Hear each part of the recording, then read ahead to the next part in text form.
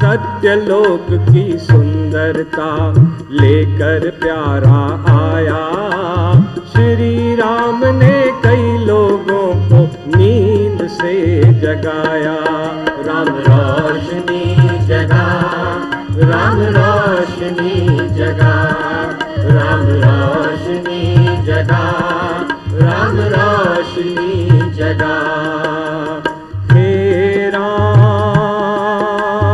हे राम, हे राम, हे राम। राम रोशनी जगा, राम रोशनी जगा, राम रोशनी जगा, राम रोशनी जगा।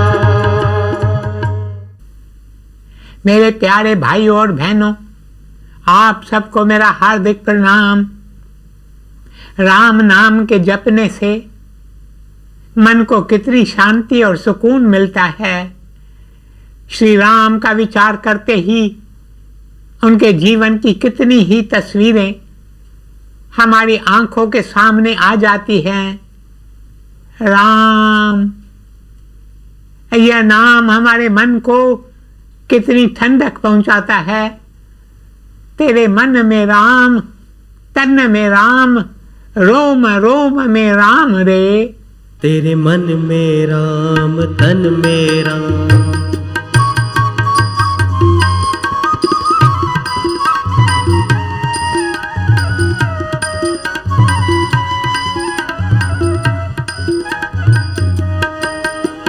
माया में तू उलझा उलझा दर दर धूल उड़ाए।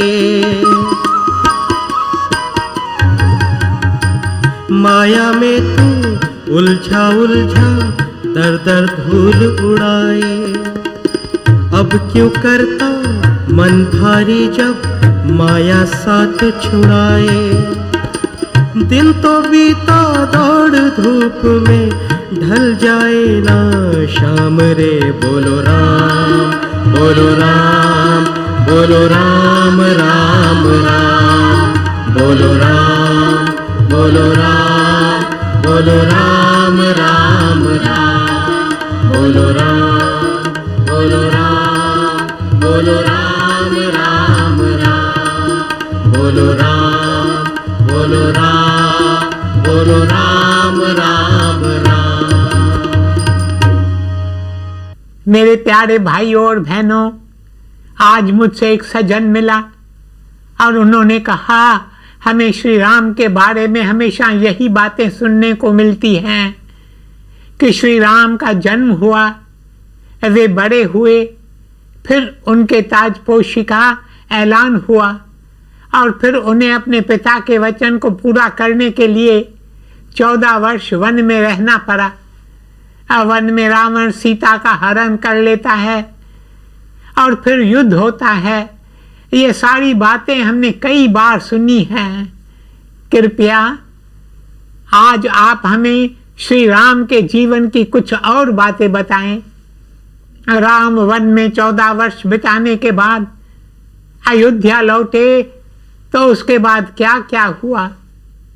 तो आज मेरे प्यारे भाइयों और बहनों, श्री राम जब वन से अयोध्या लौट आए उसके बाद क्या होता है इसकी चर्चा करेंगे।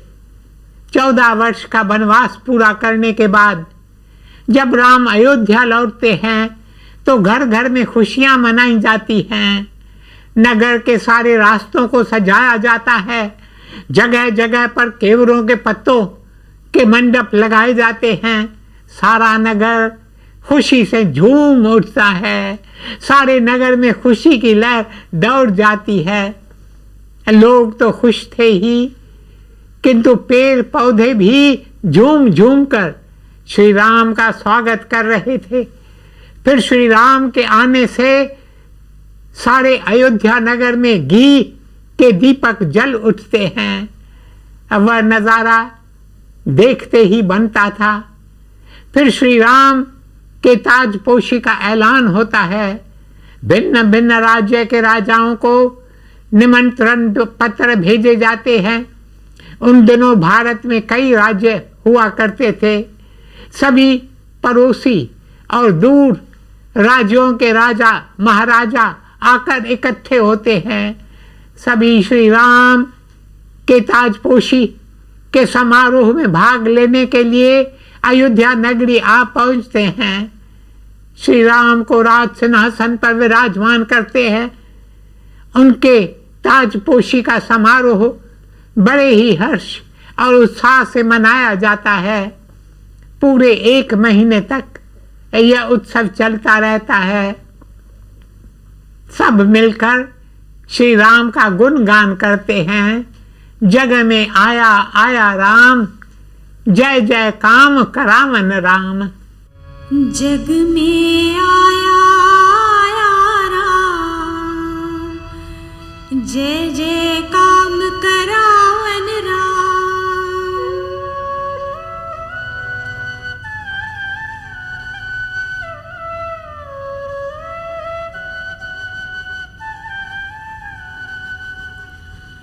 राम के कारण संत पधारे, संत के चरण मोरे बिसरा।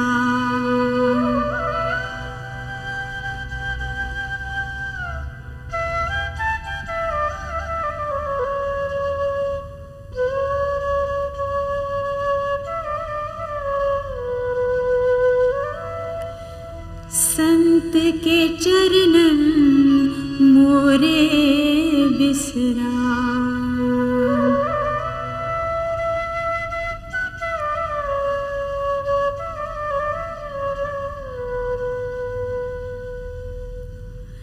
जग में आया आया राम, जय जय काम करावन राम। राम के कारण संत पधारे, संत के चरणन मोरे बिसरा। संत के चरणन मोरे बिसरा।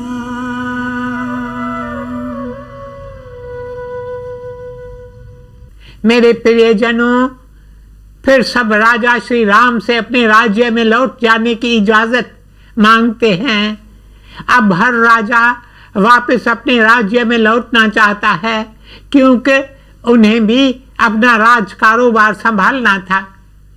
राजा जनक मिथिला राज्य से आए थे और 1 महीने के बाद वे भी वापस अपने देश लौट जाना चाहते हैं। वे श्री राम से कहते हैं कि राम, अब तो मुझे भी इजाजत दो, ताकि मैं भी अपने राज्य लौटकर अपने फर्जों का पालन कर सकूं। मेरी प्रजा मेरे वापस लौटने की राह देख रही है। श्री राम हर राजा को कई उपहार देते हैं। वे राजा जनक को भी भेंट में सोने चांदी की कई वस्तुएं देते हैं। मेरे प्रियजनों, उन दिनों भारत में बहुत सोना था। फिर वक्त ने करवट ली और भारत की भागदौड़ विदेशों के हाथ में जा पड़ी, तो वे सारा सोना ले गए। इसलिए आज भारत एक गरीब देश है, किंतु आज भी भारत के पास ऐसा खजाना है जो संसार में किसी अन्य देश के पास नहीं है। वह खजाना ऐसा है जिसे हमसे कोई नहीं छीन सकता। वह है भारत की संस्कृति। आज भारत चाहे कितना ही गरीब है, पर भारत और भारतवासियों का दिल बहुत विशाल है। यहाँ हर एक को स्थान दिया जाता है। श्री राम के युग में भारत में बहुत सोना था। जब राजा जनक श्री राम से विदा लेने के लिए आते हैं, तो राम कहते हैं, मेरे सैनिक ये सारे तोहफे लेकर आपके पीछे पीछे चलेंगे और चलकर मिथिला देश पहुंचाएंगे। राजा जनक के लाख मना करने पर श्री राम कहते हैं कि मैं आपको ऐसे ही नहीं जाने दूंगा। मेरे दोनों भाई शत्रुघ्न और भरत आपको छोड़ने आपके साथ चलेंगे। राजा जनक श्री राम का इतना प्रेम देखकर बहुत खुश होते हैं और उनकी आंखें नम हो जाती हैं। वे श्री राम से कहते हैं कि राम, तुम्हें छोड़कर जाने को मन नहीं करता, क्योंकि मेरे नैन अभी भी तुम्हारे दर्शन के प्यासी हैं। किंतु मेरी प्रजा, मेरा कर्तव्य मुझे पुकार रहा है। मुझे राजा के कर्तव्यों का पालन करना है। मैं तुम्हारी दी हुई ये सारी भेंट स्वीकार करता हूँ और अब मैं ये सब अपनी बेटी सीता को भेंट में देकर जाना चाहता हूँ। राजा जनक के तरह अन्य सभी राजा भी श्री राम से विदा लेते हैं। सभी राजा श्री राम से विदा लेते समय कहते हैं, राम, हमें तुम्हारे और रावण के बीच हुए युद्ध के बारे में जरा सी भी जानकारी नहीं थी। फिर भरत ने भी हमें कुछ नहीं बताया, ना ही हमें सूचित किया कि तुम लंका में वानरों की सेना लेकर युद्ध करने गए हो, वरना हम सब अपनी अपनी सेनाओं को तुम्हारी सेवा में लाकर खड़ा कर देते थे। सभी राजा श्री राम से क्षमा मांगते हैं और उन्हें धन्यवाद देकर अपने अपने राज्य लौट जाते हैं। अब श्री राम वानरों की सेना से आकर मिलते हैं। वे अंगद और हनुमान से भी मिलते हैं। वे अपने शरीर के कीमती जेवर उतारकर उन्हें अपने हाथों से पहनाते हैं और उन सभी का तहे दिल से शुक्रिया अदा करते हैं। श्री राम कहते हैं कि मेरे पास शब्द ही नहीं हैं जिनके द्वारा मैं तुम सबका शुक्रिया अदा कर सकूं। संकट के समय तुम लोगों ने आकर मेरी इतनी मदद की, इतनी मेरी सेवा की।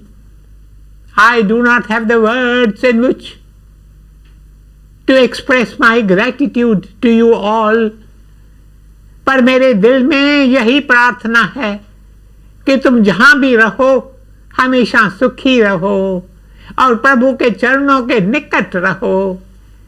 एक एक करके सभी अतिथि अयोध्या से चले जाते हैं। समय अपनी रफ्तार से गुजरता रहा।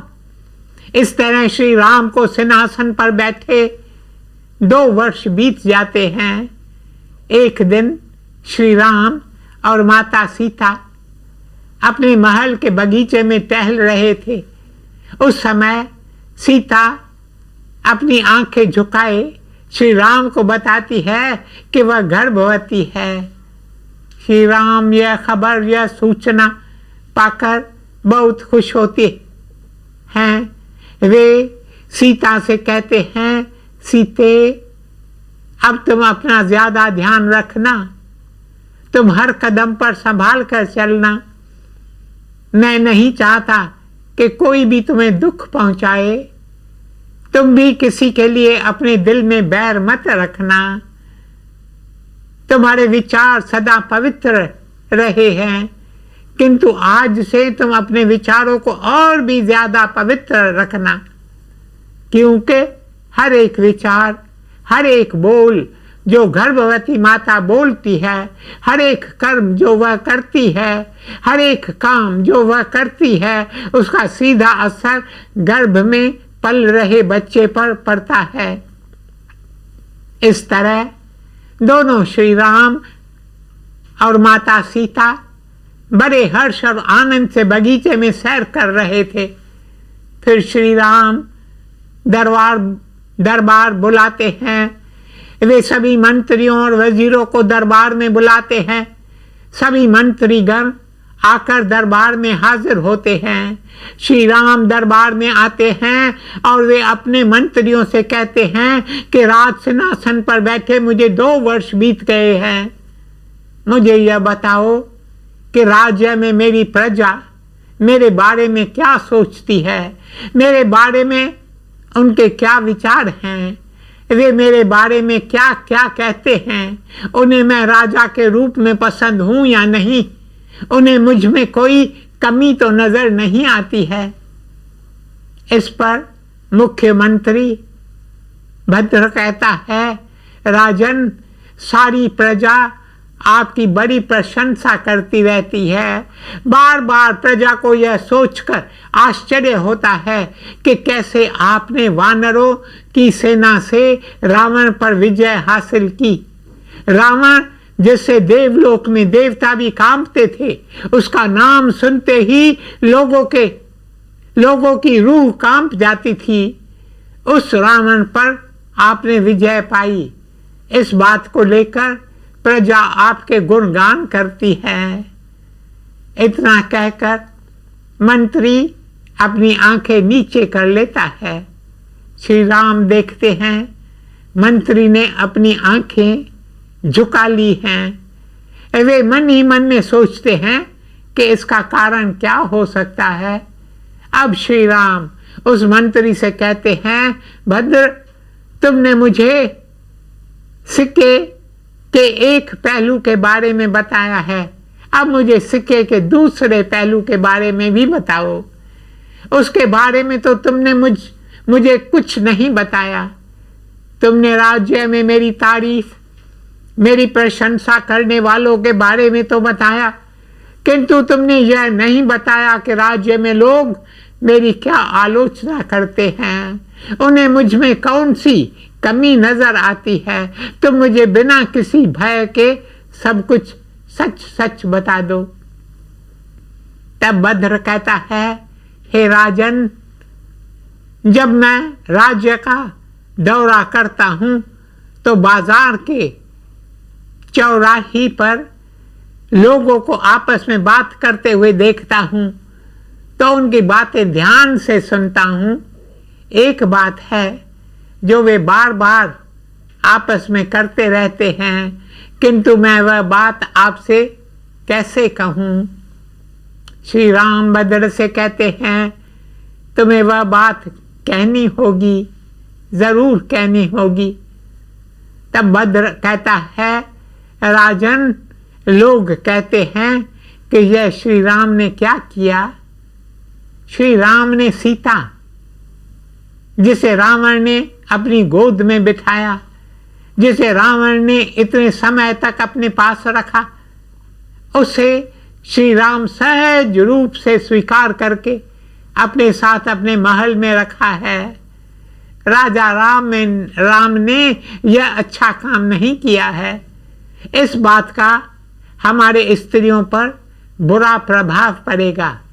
हमारी स्त्रियां भी किसी अन्य पुरुष के साथ कुछ समय व्यतीत कर फिर वापस अपने घर लौट आएंगी। हमारे विरोध करने पर वे कहेंगी कि जब श्री राम सीता को बिना किसी विरोध के अपने साथ रख सकते हैं तो तुम क्यों विरोध करते हो। तुम भी राम की तरह बिना किसी विरोध के सहज रूप से हमें स्वीकार कर लो। श्री राम जब यह बात सुनते हैं तो सोच में पड़ जाते हैं। यह बात सुनकर उन्हें अपने कानों पर विश्वास नहीं हो रहा था। श्री राम मन ही मन सोचते हैं, क्या सच में ऐसी बात है, लोग मेरे बारे में ऐसा कहते हैं। तब राम कहते हैं, मुझे भी इसी बात का डर था। जब मैं लंका से सीता को ला रहा था तब यही विचार मेरे मन में भी आया कि लोग क्या कहेंगे, और एक राजा का यही फर्ज है कि सबसे पहले वह अपनी प्रजा के बारे में सोचे, और मुझे भी अपनी प्रजा के बारे में सबसे पहले सोचना है, क्योंकि मैं भी एक राजा हूँ। अगर मैं राजा न होता तो मैं लोगों की बिल्कुल भी परवाह नहीं करता। लोग चाहे कुछ भी कहें, मुझे सीता पर पूर्ण विश्वास है कि सीता आज भी पवित्र अवश्य शुद्ध है, पर क्योंकि मैं एक राजा हूँ इसलिए मुझे अपनी प्रजा के सामने एक आदर्श राजा का मिसाल बनना पड़ेगा। आगे चलकर लोग मेरी मिसाल देंगे कि जब श्री राम ऐसा कर सकते हैं तो हम क्यों नहीं कर सकते। इसलिए एक राजा का यह फर्ज बनता है कि वह अपनी प्रजा के सामने एक अच्छे मिसाल बनकर रहे। श्री राम कहते हैं कि मुझे इस बात का डर था और मैंने सीता से कहा था कि सीते, मैं तुम्हें तभी स्वीकार करूंगा जब तुम अग्नि परीक्षा दोगी, जब अग्नि देवता साक्षी देंगी कि ये सारा समय तुम पवित्र रही हो, तब मैं तुम्हें स्वीकार करूंगा। आगे राम कहते हैं, लोगों के शांति व लोगों की बातों, उनके गलत फहमियों को दूर करने के लिए ही मैंने सीता से अग्नि परीक्षा देने के लिए कहा था, ताकि लोगों को यह विश्वास हो जाए कि सीता आज भी पवित्रता की मूर्त है। She is pure as a pearl. उसका जीवन निर्मल है। उसने कभी भी अपने दिल में मेरे अलावा किसी अन्य पुरुष का विचार नहीं किया है। सीता ने निर्भय होकर अग्नि परीक्षा दी, क्योंकि उसका मन साफ था। किंतु सीता के अग्नि परीक्षा देने के बावजूद भी लोग सीता के बारे में ऐसा कह रहे हैं। खैर, उनको पूरा हक है, पूरी आजादी है, वे कुछ भी कह सकते हैं। श्री राम सभा में सभी वजीरों पर निगाह डालकर उनसे पूछते हैं कि क्या आपने भी ऐसे बातें सुनी हैं? तब कुछ वजीर कहते हैं कि समाज में कुछ ऐसे भी लोग हैं जिन्हें यह बात पसंद नहीं है कि आपने सीता को अपने साथ रखा है। जब राम को अन्य मंत्रियों की राय मालूम पड़ती है, तब वे दरबार बर्खास्त करते हैं। सभी मंत्रीगण चले जाते हैं, पर श्री राम दरबार में बैठे रहते हैं। वे किसी गहरी सोच में डूबे हुए थे। He was lost in thought. Shri Ram इस बात पर गहराई से विचार कर रहे थे कि अब मुझे क्या करना चाहिए, मेरा फर्ज क्या है। एक ओर मेरा प्यार, मेरी मोहब्बत, मेरे सीते, और दूसरी ओर मुझे प्रजा के सामने आदर्श राजा का मिसाल बनकर रहना है। काफी कश्मकश के बाद वे इस नतीजे पर पहुंचते हैं कि मुझे आदर्श राजा बनकर रहना है। अगर उसके लिए मुझे कोई भी कुर्बानी देनी पड़ी तो मुझे पीछे नहीं हटना चाहिए। मेरे प्यारे भाई और बहनों, विवाह के समय दुल्हा दुल्हन अग्नि के चारों ओर 7 फेरे लेते हैं, तो 5वें फेरे के समय वे कहते हैं कि हे प्रभु, तुम हमारे जीवन में यज्ञ की शक्ति, कुर्बानी की शक्ति जगाना, ताकि समाज के लिए, परिवार के लिए व मानव जाति की रक्षा के लिए अगर हमें कोई भी कुर्बानी देनी पड़े तो उससे हम पीछे नहीं हटें। हमारी भारतीय सभ्यता और संस्कृति का सबसे मुख्य शब्द है कुर्बानी। आज बस यहीं तक, शेष कल। ओम शांति शांति शांति।